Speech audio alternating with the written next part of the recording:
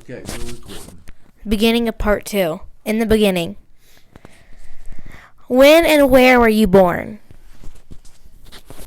I was born on June 15th, 1955. This was my mother's 20th birthday, as she was born on June the 15th, 1935. And I was born at Mountain Sand, which was a tuberculosis hospital in Fletcher, North Carolina. It's now called Park Ridge Hospital. Mountain Sand, S-A-N. What were the full names of your parents? Okay, my dad was a junior. He was Ernest Joseph Hollingsworth Jr.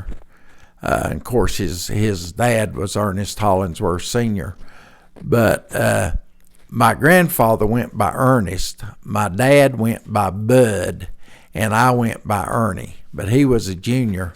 And my mother's name was Mary Lois Boland. And she was from Iredell County in a town called Hominy, which was supposed to be a town of peace in northern Iredell County. And they met in Mecklenburg County in about 1953 when my father was working there and she was working there.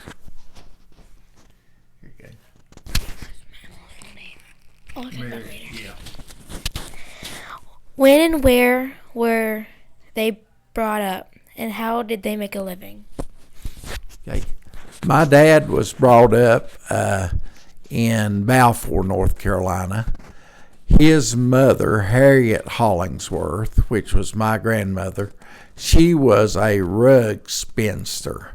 She done all kind of weaving, all kind of rug making and stuff, made clothes and all on her own, but that's also what she done for a living. She was a pretty famous rug maker, and it was even sent to Rochester, New York, to a big international weaving show once in the 50s to demonstrate her techniques. My grandfather worked various odd jobs after World War I, and but that was about a 10-year period. In that period, he was married and had 3 kids, all of which died, including his wife, different fevers and tuberculosis and such. And like I say, he worked odd jobs. He worked a lot up in Pisgah. If you go up on the 276, it comes, not 276, well, I guess 176, it comes out of Pisgah Forest and goes up through by Davidson River and all that. He helped log that. He was responsible for the animals for the most part. He made sure they had plenty of oxen and horse and stuff to pull. Generally, they used oxen, though. People were funny about horses getting killed and them eating them. But he used oxen, and people wouldn't mind eating oxen if there was an accident and killed them. My dad, he never really worked other than around the house milking and stuff like that, feeding pigs and chickens. My grandfather got hired in 1928 to work different jobs with the state on road building. And then the Depression come, and these took over and became WCC. Not WCC, but just CCC camps during the Roosevelt administration. And he continued to work for the state and spent a career there, retired there in 1963. On my mom's side, her mother was always a housemaker, housekeeper, housewife. They had 8 children, and that was a full-time job for her. Her dad, who was Virgin Boland, he worked a lot in sewing mills over the years. They done some agriculture. He worked a lot in cotton and tobacco, harvesting that, though it was more as family support than anything. And they did have a chicken farm that they managed for 3 or 4 or 5 years, where they gathered egg and butchered chickens and all. And my mom helped on it a lot, but they were pretty much agriculture people.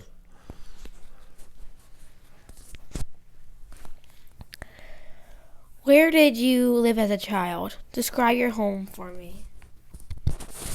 I lived in a little 2-room house in Balfour. We got water not too long after I moved there, so I can say I started my life in having a house that was just had an outhouse outside of it. But then we got city water out, and we didn't get city water right off. We had a spring house that we would go down to. We lived only maybe 100 yards from my grandparents, and we all had a community spring there, and we'd go down and get water out of it. All the roads in that area, it seemed like, except the very main ones, were all dead ends. You had these Aberdeen, Dundee, Edinburgh, all these roads, Love Street, never got completed from one street to another. You'd always go up and see the road, but you never could connect to it.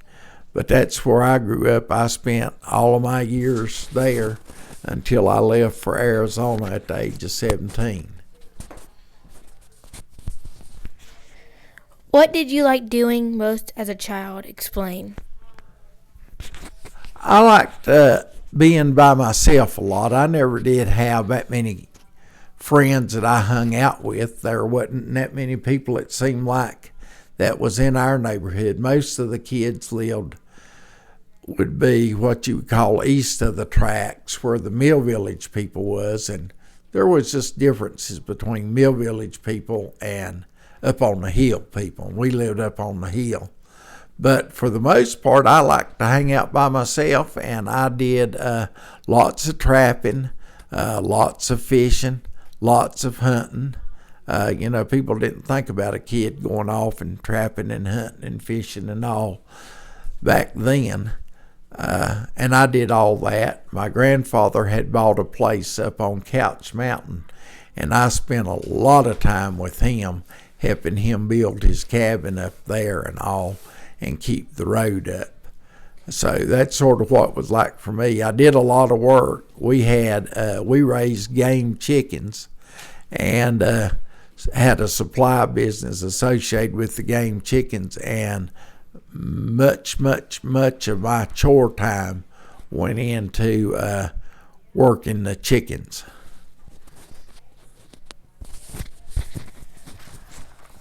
What is the happiest memory of your childhood?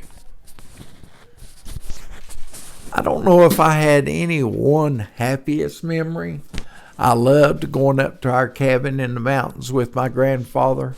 Sometimes my sister would go with me, but it was, I don't know. That mountain was probably 2 square miles of nothing but forest, and I would just get me a gun, 5 or 6 years old, and take off and explore the forest. And I was just real independent, and it was pretty much an accepted thing back then. We took guns to school and hunted after school, and everybody carried a pocket knife and all, and them days are long gone.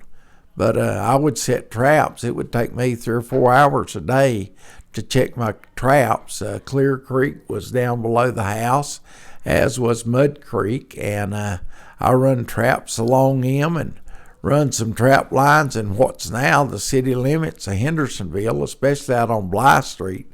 That there's a little creek out there you go across between 64 and 191 called Back Creek, and there's a big subdivision in there now. When I was a boy, that was all woods and backed up water, and I caught a fair share of muskrats out of there.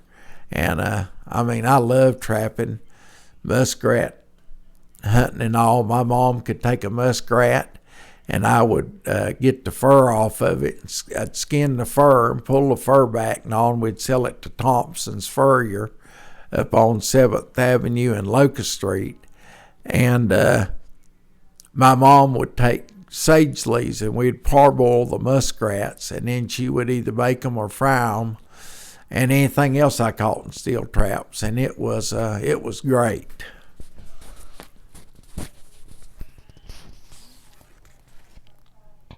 What beliefs or ideas do you think your parents tried to teach you?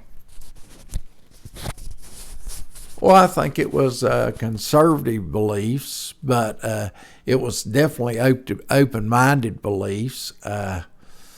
My parents were into voter registration during the 60s. So they didn't have, even though we had segregated schools and all back then, segregation was never preached to me. It was just, treat people like they deserve to be treated. We were Anglicans, which were a pretty conservative church at that time and pretty large. We went to St. James, which is there now. However, they made changes in their policies and traditions that my parents didn't like, and they moved their church membership from there to Mills River Anglican. And that's pretty much what we have always been, as Anglicans. My dad didn't go to church much. He went to church basically because my grandmother cleaned some people's houses for extra money for a while, and they were real big about going to St. James Church. So that's where we wound up with. But I found a real liking for that church and all, and that's just sort of what we was taught. We was never taught to hate. We was taught to be polite to people, to respect them, and to think out what people told you, not just blind believe them because they were adults, but to employ some critical thinking skills. That was probably the greatest thing ever taught to me, is to think, to read, to study on, debate, and trust your gut.